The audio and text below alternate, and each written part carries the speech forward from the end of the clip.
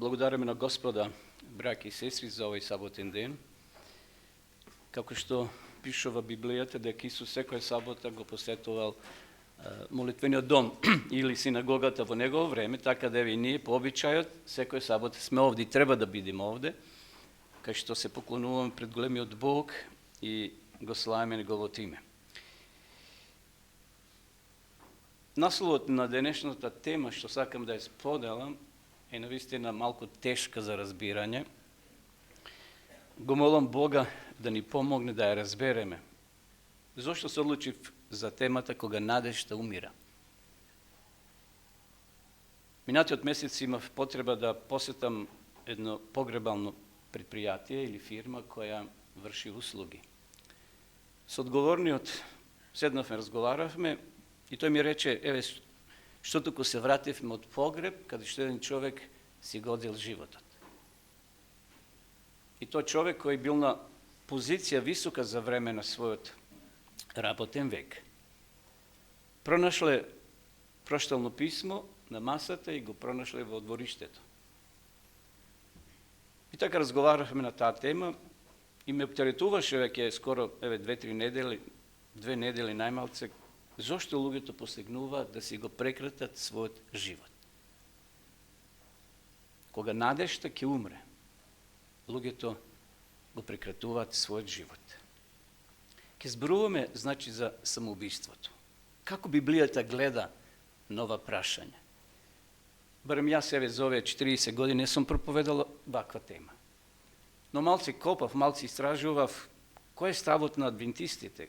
Како ние треба да гледаме кон семејството, кај што се случило таква случка. Или кон човекот, кон лицето кое си го прекратил животот. Има ли спасение за него? Што вели Библијата? Имаме ли примери во Библијата на луѓе кои посегнале по својот живот? Веднаш ќе се сетите на кој? На Јуда. Меѓутоа има уште 6. Малце поделу ќе ги споменеме. Кога ќе прочитаме оваа статистика, самоубиствата заземаат се поголем данок и процент во животот на луѓето. Самоубиството фрла долга сенка на стигми кои ние како луѓе ги искажуваме и велиме за тој нема спасение или за таа веќе небото е затворено. Самата статистика вели дека повеќе од 800.000 луѓе годишно си го прекратуваат својот живот. Што би рекле, по еден на секој 40 секунди. Може би еден кој ќе го направи тоа, има уште 20 кои покушале, па биле спречени. Јас знам луѓе кои посегнале, неколку лица ги знам. Сега се живи, благодарение на наши луѓе, кои во тој момент им звонеле дома, ги повикале, ги побарале и се одвратиле од тоа. Но знам и други кои го завршиле својот живот. 75% од самоубиствата се случуваат во земјите со низок или среден приход. И највисоко е помеѓу младите на возраст од 15 до 29 години. Секако не се поштедени ниту богатите, глумците, познати личности. Читате. Сега да не ги набројам славни лица или личности кои посегнале по својот живот и си го прекратиле. Ова тема не е табу тема, браќи и сестри, во нашите редови, зашто се случува и во нашите редови такви работи. Едно момче, некој од вас сигурно го знаевте, јас му држа веронаука. Во една наша црква во Македонија си го прекрати животот. Сега зошто? Подоцна ќе видиме кои се тие причините кои придонесуваат да некој си посегне да го прекрати својот живот. 47.000 американци само во 2017 година си го прекратиле својот живот. И затоа, браќа и сестри, како црква мора да одиме низ ова долина со нашите ожалостени браќа и сестри, кои можеби го доживееле тоа во своите редови, во своето семејство.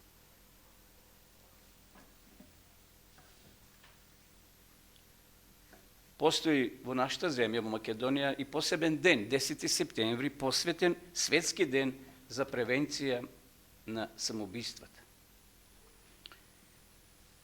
Koji se faktorite koji vlijat da nekoj posegne po svoj život, da go prekrati? Prvo, gubat nadež takvite, deka nema potreba poveke da živjate. Međutim, pred izvjesno vreme, jedna dobra gospodja, mlada žena od 22 godine, ovo je jedna hristijanska crkva, ne sakam da je spomenuvam koja je, si godzela svoj život. Ta stradala od teška hronična depresija. Бидејќи целата црква ја сакала многу, сега таа црква мора да се соочува и да го носи тој терет на тој шок од оваа загуба.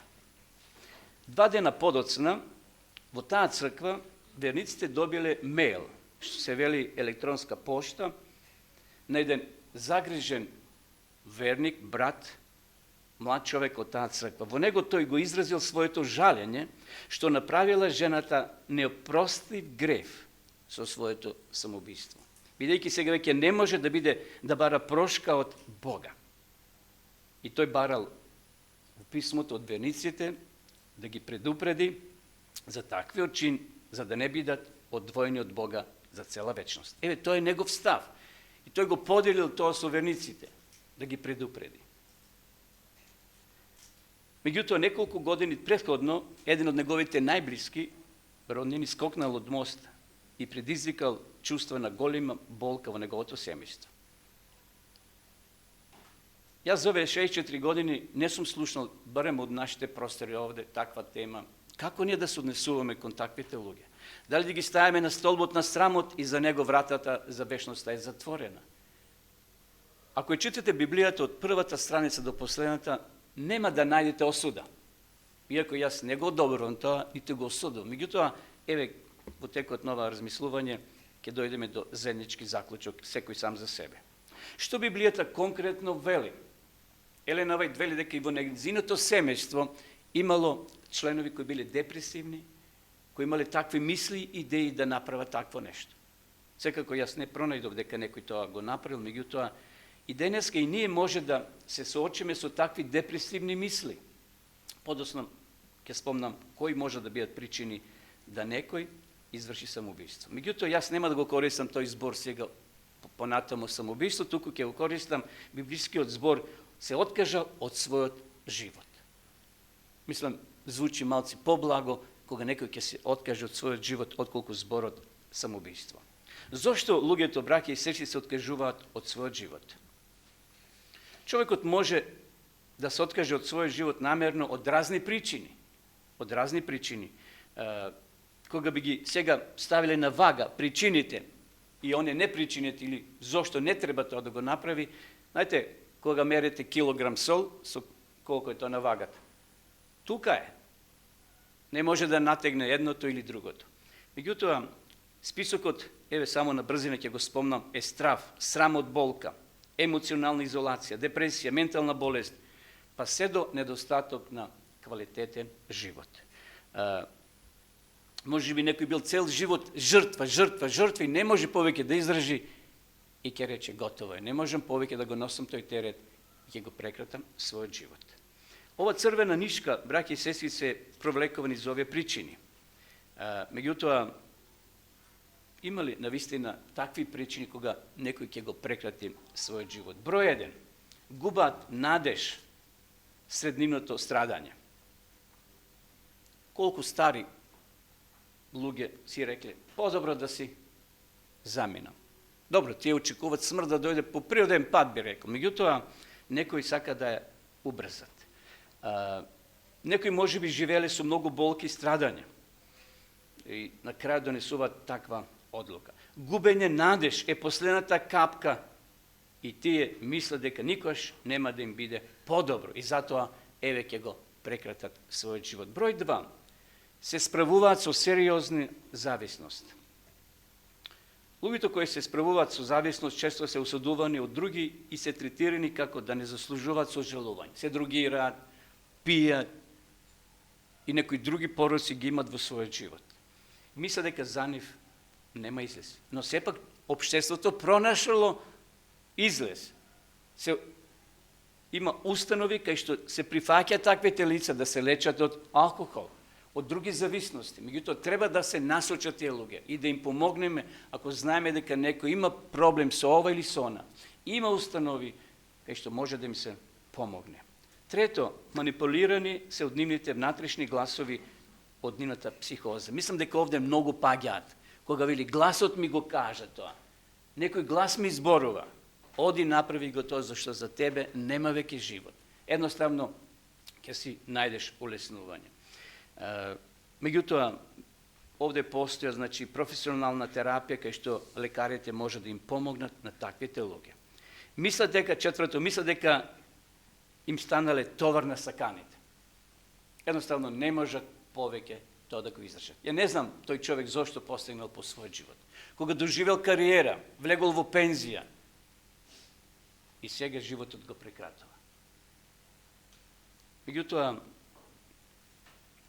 ние како христијани, адвентисти, ако слушнеме за некој кој се бори со таков проблем, убаво е на еден убав начин да му се пристапи и да секако да се молиме, но да му се може да му се помогне на таа личност. Пето, тие се жртви на малтретирање и мислат дека немаат вредност. Секако, тоа малтретирање може да биде физичко, но од физичкото кој е поголемо, пострашно? Менталното, психичко, кога некој те малтретира, кога не гледаат веќе излез. Мислат дека немаат што да им понудат на светот или на саканите, или дека не ја заслужуваат туѓата помош. И во тој момент, да си го прекрати животот, е единствениот спас, единственото џамче или прозорец, кој тие го гледаат дека е отворен и можат тоа да го направат. Шесто, имаат смртоносна болест и сакаат да имат контрола над ова последна одлука. Неодамна било одржане на дебата за тоа дали луѓето кои што се соочени со смртоносна болест имаат право да си го одземат животот и да му стават крај на страдањето. Идејата за самоубиството, помогнат од лекар, звучи навистина налудничево. И како се вика тоа во светот? Еутаназија. Но тоа друг ќе го направи. Но сепак со дозвола на... Кај нас у Македонија тоа не е дозволено, меѓутоа во други држави е дозволено. Кај што ете на еден безболен начин, со инекција, заспива човекот и го нема. Седмо, страдаат од посттравматско стресно растројство поради травматичен настан од минатото. Може би ова повеќе се однесува на војниците, кои биле на бојното поле, кои доживеле огромни страшни гледки, гледајќи како нивни колеги се убиени и така натаму. Се враќаат дома и често пати слушаме како некој војник, и во Македонија неколку луѓе кои биле на ратиштето, кои биле таму во Тетово и Тетовско, си го одзеле животот. Па да не зборуваме за Хрватска, стотици луѓе посегнале по својот живот. Или американци кои ги имаат во цел свет како војници, кога се враќаат, навистина не можат тој терет да го носат на својата душа. И сега, ајде да видиме, да се вратиме на Библијата. Ова беше малце како вовет, иако има многу информации, наради времето не сакам се да ги поделам, но ова тема е навистина длабока и треба правилен став да изградиме како поединци, како црква, кога ќе слушнеме дека некој во некој семејство се слушнала таква трагедија, се случила таква трагедија, некако луѓе треба да бидеме многу внимателни да ги прифатиме и да се молиме за нив. Што вели Библијата за оваа тема? Библијата спомнува 7 случаеви на луѓе кои доброволно го напуштале својот живот. Првиот е Авимелех. Во Судиите 9 глава 50 до 54. Нема сега да читам, бидејќи има многу текстови, но само да се подсетиме, кога сега ги гледаме од овој аспект, од ова гледна точка, овие луѓе зошто посегнале по својот живот, навистина некои си го чувале авторитетот, честа. И ќе видите сега за какви некои банални работи некои посегнале по својот живот. Ајде прво да видиме Авимелех зошто се одлучил за такво нешто. 9 глава 50 стих до 54, еве го текстот, односно стиховите. Потоа Авимелех тргна против Тевес, го обседна и го освои. Тој град го освоил. Го обколиле и вели го освои. Таму имаше сред град стражарница, каде се засолна сите мажи и жени и сите градски жители. Откако ја затворија вратата, внимавајте сега, зад себе, се искачија на покривот на стражарницата. Авимелех дојде до стражарницата и ја нападна. Додека и пристапуваше на вратата за да ја изгори со оган. Една жена му фрли, што? Млински камен. Знаете млинови, знаете, во Воденици сте биле? Овде викам млински. Очигледно тој камен бил подвижен, не бил тоа оној големиот, широкиот, знаете, тој може би 1 тон теже кој мели брашно. Меѓутоа, млински камен на главата има го скрши черепот. Тој го повика брзо својот слуга, оруженецот, и му рече: истраги го мечот и уби ме, за да не се зборува за мене, жена го уби. Гледате, не сакал да се создаде нека погрешна слика, жена го убил. Тој освил цел град и сега жена која фрлила оној мелнички камен. Кога израелците видо дека Амелех е мртов, сите се вратија на своите места. Понатаму Самсон, да не зборувам сега за Самсон. Знаете неговиот случај. Кога косата му порасла, тој постојано се молил додека бил таму во затвор. Кога од него правиле клован, го изнесувале пред сите тие театри да глуми и да му се смеат. Бог ја услишува неговата молитва да умре. Интересно. Бог ја услишува неговата молитва да умре. Каде умира Самсон? Таму во театарот денеска би рекле. Кај што дошле колку луѓе? Околу 5 ми се чини илјади луѓе. Или 3. Не е важно. Неколку илјади луѓе. Повеќе вели Самсон уби тогаш негов за целиот негов живот. И се моли, Бог му враќа снагата, силата, дове 2 столба кај што се потпирал целата зграда и знаме што се случило. Читајте во Судиите 16 глава од 23 до 37. Саул, интересна случка. Тројца храбри негови синови на Саула паднале покрај царот, покрај нивниот татко. Замислите да си гледаш децата како паѓаат, како се убиени од непријателската војска.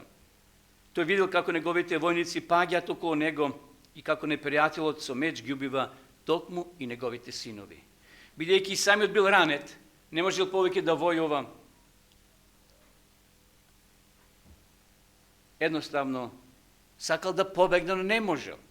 Не можел да побегне, па затоа решил жив да не се предаде на филистејците во рацете нивни. И му наредува на својот слуга: земи го мечот и уби ме. Меѓутоа, од почит кон царот, неговиот слуга то не сакал да го направи. Извади го својот меч и прободи ме. Бидејќи слугата се плашил да крене рака против господовиот помазаник, Саул сам се фрлил на својот меч и си го одзел животот. Така завршил првиот израелски цар, огрешувајќи својата душа уште и со самоубиство. Навистина, може да кажеме да Саул го промашил својот живот. Бил од Бога избран, бил толку близу до Бога, пон со срам и очај, зашто царот својата волја, изопачена волја отворено ја ставил на другата страна. Знаеме, бил и во селото Ендора кај жената да праша дали неговата кариера ќе обстане или ќе пропадне. Едноставно, сето тоа биле моменти кога тој не можел да издржи и сега на бојното поле си го одзема својот живот. Ахитофел, интересна случка, или Зимри, тоа се луѓе кои посегнале по својот живот, кои го прекратиле својот живот. Еве само за една од тие личности да прочитам. Ајде првим да видиме Зимри како го завршил својот живот. Прва Царевите, 16 глава, 18 стих, вакав е ли текстот. Кога Зимри виде дека градот ќе биде преземен, влезе во тврдината на царскиот град, го запали над себе царскиот дворец и така загини. Ја запалил куќата, изгорел. Намерно запалил куќата, за да изгоре внатре. Чудна работа. Ајде да прочитаме и за уште една личност, да видиме, овој беше Зимри. Меѓутоа, да видиме како сега животот го завршува уште еден човек, а тоа е во Новиот Завет Јуда Искариотскиот. Еве, препишав еден цитат од Копнежот на вековите, а вака вели за Јуда.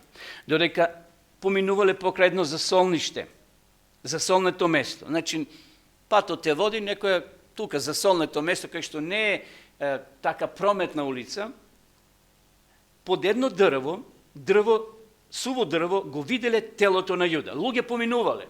Тој Елена Вајд го видела и сега таа го опишува. А имам и текст во Матеј 27 глава од 3 до 10. Тоа била ужасна сцена. Тежината на телото го скинала јажето со кое се обесил на дрвото. Припаѓањето неговото тело било страшно изобличено и сега го раскинувале кучињата. Неговите останки веднаш се закопани и засолнати од погледите, но мноштвото помалку се подбивало, а бледилото на многу лица ги откривало внатрешните мисли. Се чинило дека казната веќе ги стигнува оние што биле виновни за крвта на Исуса Христа. Меѓутоа, тоа се тие 7 случаеви кај што луѓе го прекратиле својот живот. Но, браќи и сестри, ниту во еден случај нема коментар во Библијата за таквите случаи. Немаме коментар за нивната постапка. Дури ни Јуда не бил осуден затоа што си го одзел својот живот. Тој беше обвинат за што? За предавство само. Иако Елена Вајд сега малце фрла светлина повеќе, меѓутоа Библијата не му дава некој големо значење. Да, тој го направил, тоа Матеј го опишува. Меѓутоа, апостол Павле во Евреите 11:32, еве што вели: и што уште да кажам? Оти, нека имам доволно време да прикажувам за Гедеона, Варака, Самсона, Јефтаја, за Давида и Самуила и другите пророци. Самсон каде е ставен? Во која група? Во хероите на верата. Читајте во Евреите 11 глава. Знаете, во Скопје има алеја на великаните. Завчера бе во Прилеп на еден погреб. Ако сте биле во Прилеп, има нови гробишта, горниот дел, голем, непрегледна полјана. Меѓутоа сега отидовме подолу гробишта, еден друг дел. И одеме со братот кој беше, се разговараме, досега таму не сум присуствувал. И тој ми вели да не е тоа алеја на великаните, на заслужните граѓани на Прилеп. Иако човекот беше доктор и познат во градот, меѓутоа нема врска со великаните. Луѓе се погребуваат кај сакат, во тој дел или во оној дел. Меѓутоа, во поедини градови, како во Скопје, има алеја на великаните. Значи, посебно место кај што тука се подложуваат нивните тела. Овде гледате, браќа, и се дека Самсон, кој си го одзел животот, ставен е во хероите на верата. Со тоа може да заклучиме како Бог се однесува на ова прашање. Како најважен показател, луѓето често ја цитираат заповедта 6. Како гласи? Не убивај. Пета Мојсеева исто тоа го споменува, кај што се повторуваат 10 Божји заповеди. Синџирот на докази тогаш изгледа вака. Божјата заповед забранува убивање. Кој ќе убие некого, ја прекршува, која заповед рековме? 6. Божјата заповед забранува убивање. Меѓутоа, самоубиството е самоубиство. Ако гревот остане неопростен, тој на крајот води до вечно одвојување од Бог. Меѓутоа, кои сме ние да осудиме некого ако кренал рака на себе? Со какви мотиви, со какви мисли се тие неговите последни секунди, последни минути? Тоа само на Бога треба да му го препуштиме. Така да, ние како христијани треба да ги сожалуваме, да ги негуваме таките семејства, да им помогнеме да го насочат својот поглед кон Христа. Секако на оние кои останале позади таа особа. Павле ќе запише во 1 Коринтјаните 6 глава од 9 до 10. Или не знаете дека неправедниците нема да го наследат Божјото царство? Прашањето ми беше што Библијата спомнува како грев кој може да не одвои од Божјото царство? Што може да не одвои од Божјото царство? И сега го цитирам овој текст што го почнав. Не измамувајте се, ни блудниците, ни идолопоклониците, ни прелюбниците, ни мекушците, ни изопачените, ни крадците, ни лакомците, ни пияниците, ни клеветниците, ни разбойниците, што? Тие нема да го наследат небесното царство. 1 Коринтияните 6, 9 до 10. И сега некои велат, кои се тие причини на луѓе кои ги прават овие работи не може да го наследат царството небесно. Меѓутоа, они кои си го прекратуваат својот живот не се ставени во таа група, така некои ги тумачат овие текстови. Меѓутоа, како што спомнав, овие текстови не зборуваат експлицитно за она кој некој ќе си го прекрати својот живот. Но, ако ја читате ова глава, во 1 Коринтияните 6 глава, ќе видите, браќа и сестри, дека овде Павле набројува за она што го јадиме, може да оскврни нашата душа. Овде не станува збор за убиство на телото. Ако читате целата ова глава, што во 1 Коринтияните 6 глава, од 9 до 10 стих. Библијата нити го осудува, нити го оправдува таквиот гест. Затоа што на Бога треба да препуштиме, кога некој во тие тешки моменти, некој што рече, и да тоа да го направиш, треба да имаш храброст. Не е тоа лесно. Меѓутоа, само на Бога треба да препуштиме тие мигови кога човекот се соочува со огромен притисок во својот ум, во својата душа.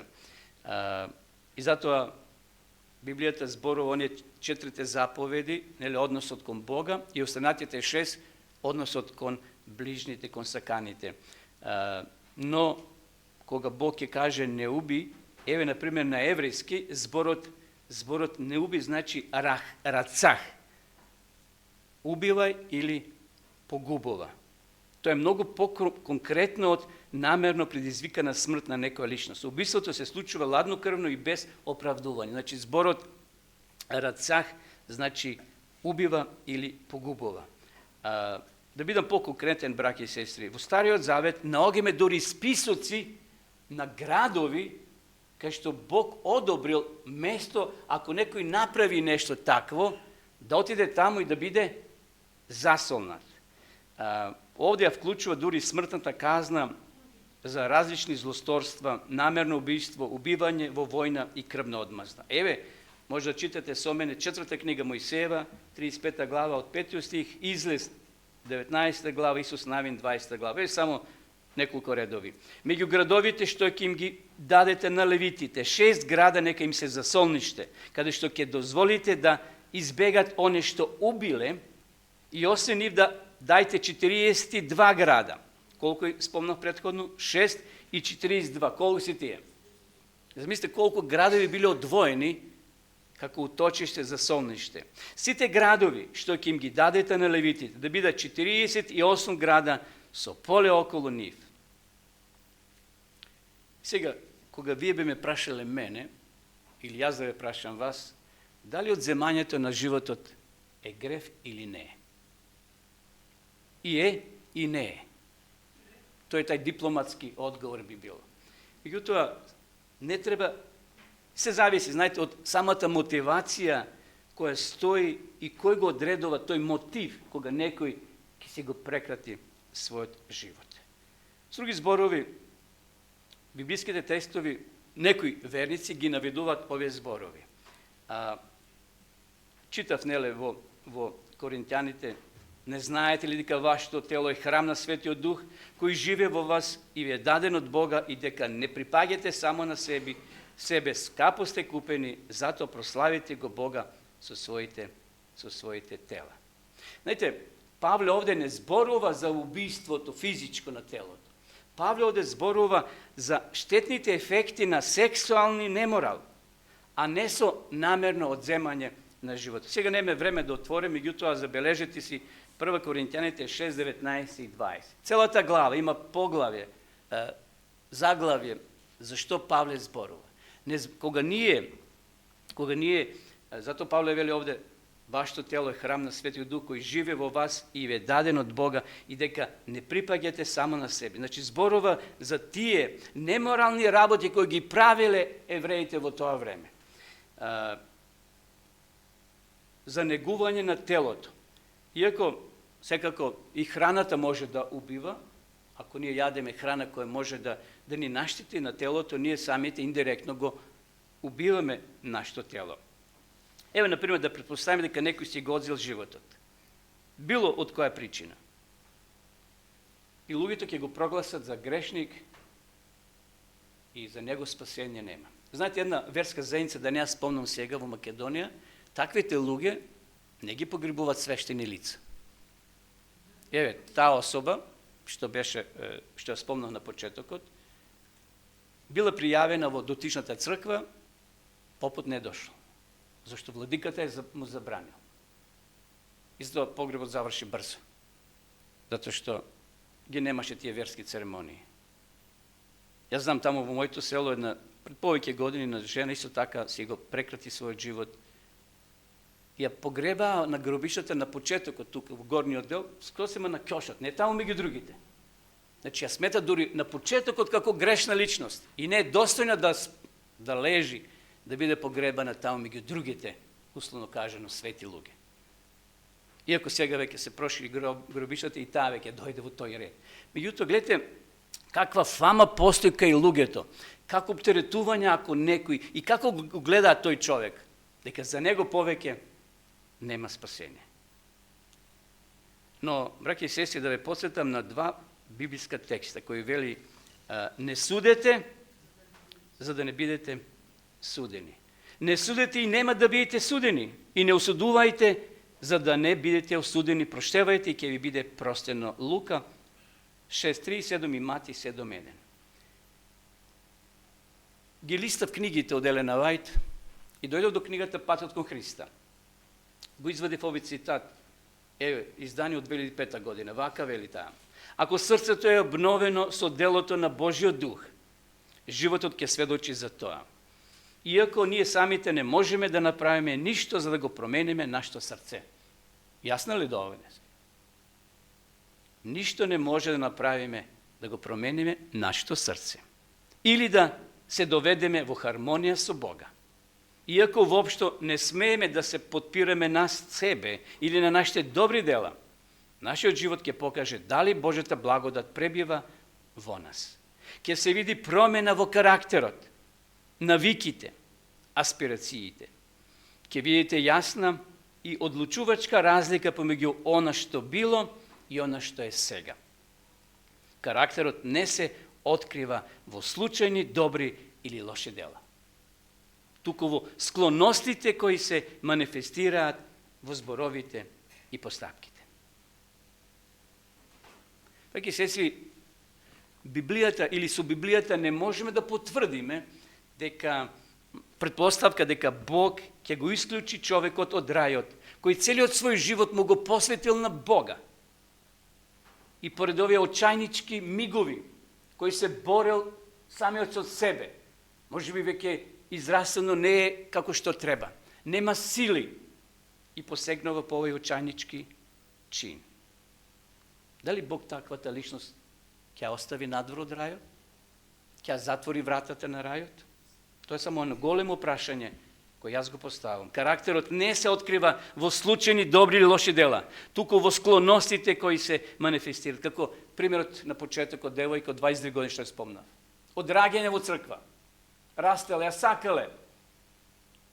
Меѓутоа посегнала да го прекрати својот живот. Тука постојано и страв, знаете.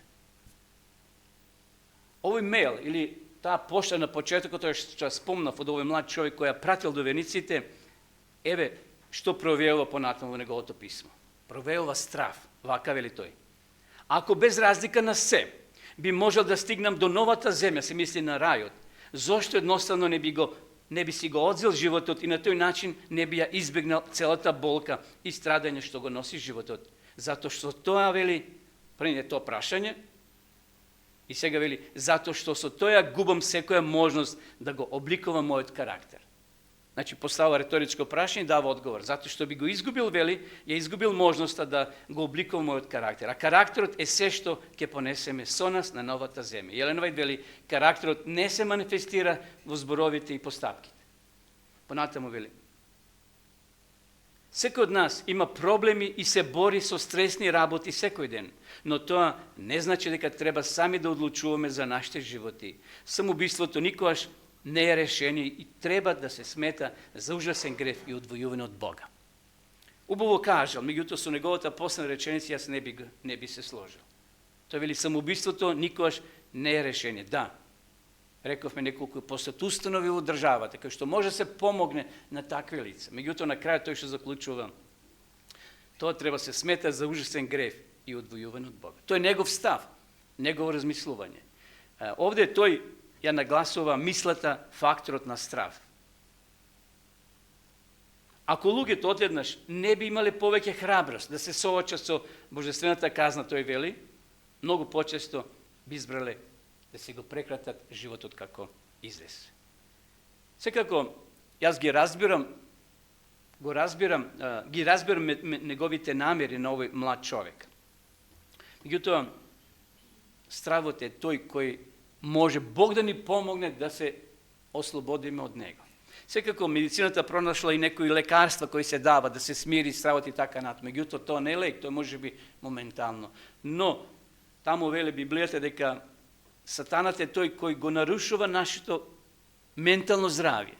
Секако има и други фактори кои влијат, меѓутоа Сатанат е тој кој го нарушува нашето ментално здравје. Имаме примери во Библијата кога Исус, знаете, они свињите кога излегле од момчето.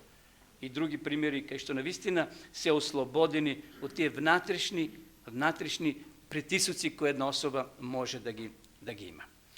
И затоа Павле ќе запише во Тит, 3 глава, од 4 до 7, вака вели тој. А кога се јави добротата и човеколюбието на нашиот Спасител и Бог, тој не спаси, но не според извршените од нас праведни дела. Како Бог не спасува од нашите праведни дела? Делат се тука како резултат на нашата врска со Бога, секако. Но знаете, често тоа го спомнувам, има добри луѓе, богати луѓе, кои прават поголеми добри дела дури од нас. Само мотивите им се различити.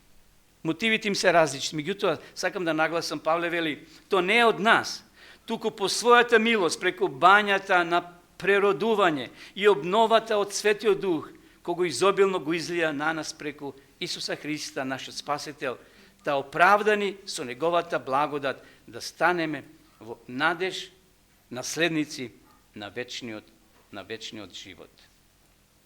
Реки сестри, повторно ќе нагласам. Ако ме прашат мене, или ако ве праша некој вас, после ова тема, што ќе ја слушнат, што вие мислите, дали е тоа греф или не? Во повеќето случаи тоа е страшна лоша одлука, но не секогаш. Самсон е пример. Но има и Саул, кај што Елена Велика, тој си го завршил својот живот. Се оглушил на Божите опомени. Значи, Бог му преку Самуила дал порака, дека царството, односно неговиот авторитет како цар ќе биде одземен. Меѓутоа тој се оглушил на тоа и отишол да праша, повторно да го праша неговиот советник. Кој беше тоа? Самуило, кој веќе беше покоен. Меѓутоа знаеме дека тој глас не бил на Самуило. Воопшто Самуило не зборил туку таа вражарка во селото Ендора. Понекогаш тие одлуки се донесуваат кога човекот не е господар на своите чувства. Понекогаш паѓаат од болни причини, понекогаш од најлошото можно. Останува прашањето мотивација. Што ги мотивирало таквите лица да го прекратат својот живот?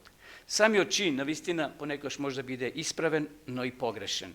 Одлучувачка е причината зошто некој ќе посегне по својот живот.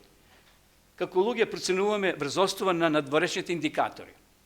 Еве како таа личност. Ја не ја знам, меѓутоа ми потврди друг наш верник, ја познава таа личност која си го прекратила својот живот во минатиот месец.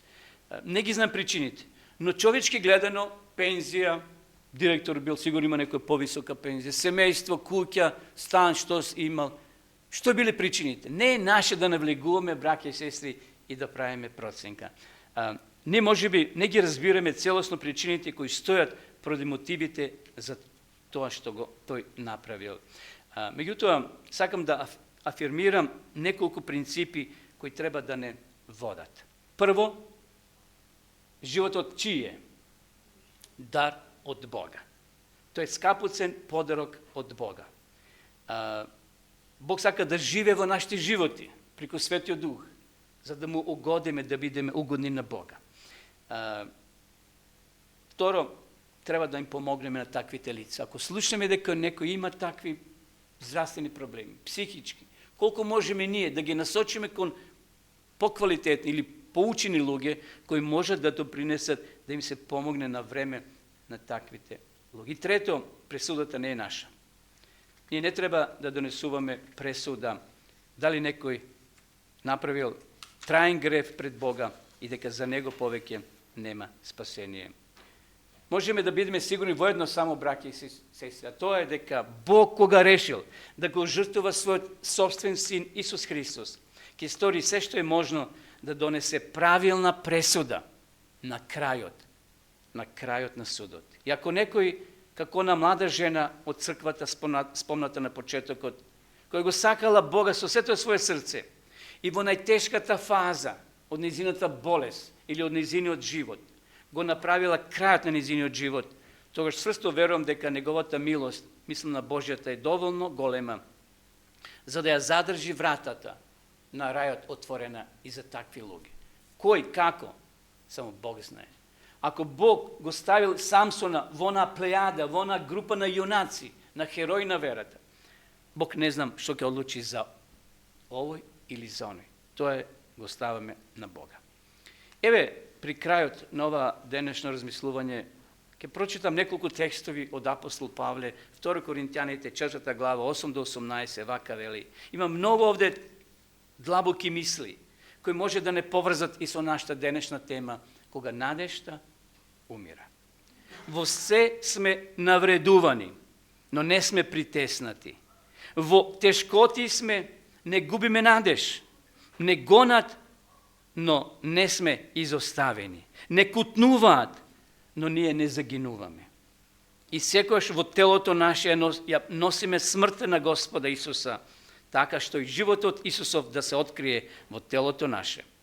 Зашто ние живите постојано се изложуваме на смрт заради Исуса, та и животот Исусов да се открие во нашето смртно тело, така што смртта да действува во нас, а животот во нас. Во нас, а животот во вас.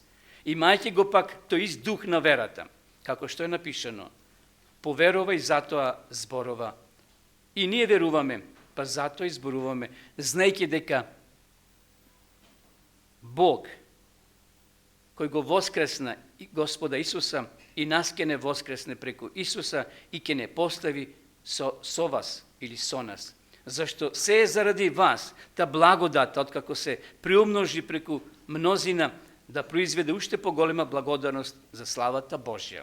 Понатаму Павле вели, затоа ние не паѓаме со духот, но ако нашиот надворешен човек тлее, внатрешниот од ден на ден се подновува. Затоа нашите сегашни страдања, лесни страдања, ни донесуваат во поголемо изобилност вечна и полна слава, имајќи го предвид невидливото туку, видливото туку невидливото, бидејќи видливото е времено, а невидливото вечно.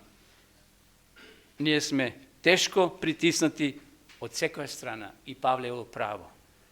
И ние сме притиснати од секоја страна како луѓе грешни на оваа планета, кај што ѓаволот знае да не донесе до ќошето, до зидот. И тука некои одлучуваат да си го прекратат животот, мислејќи дека нема излез. Притиснати, Павле вели, од секоја страна,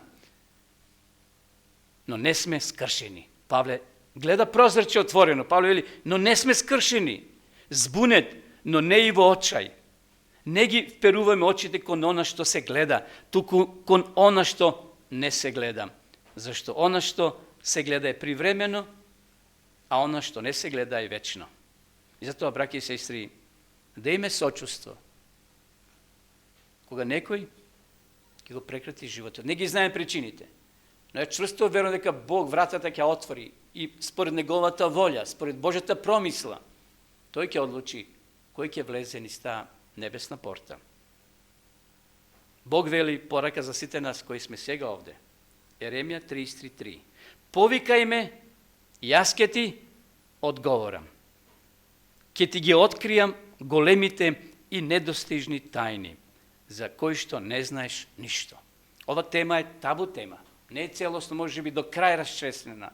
Меѓутоа, Бог вели, повикај ме, јас ке ти ги откријам. Може би ние само малце отворивме вратата со ова размислување, но ако слушнеме за такви појави, да имаме длабоко сочувство и кон семејството и кон таа личност. Но ако слушнеме дека некој има такви намери, како што спомнав, некои наши сестри, ја ги познам, со нив проучавав теми, сега едната покојна по друга смрт, по природна смрт си почина, другата е жива. Но благодарен на Бога, што во тие моменти некој од нас се јавил, ја повикал, разговарал, и други мисли дошле во тој ум. И таа особа, таа личност го слави Господи денеска. Бог вели, повикај ме, јас ке ти одговорам. Јас ке ти откријам големи и недостижни тајни, за кои што денес не знаеш ништо. Нека му е слава на Бога, што го познаваме Бога, ја познаваме неговата надеж. Надеж која конечно ќе се оствари кога Исус ќе дојде на оваа земја, кога сите наши мили драги ќе ги повика од своите почивалишта да се сретнеме со нив на облаците и да бидеме за секојаш со нив. Амин.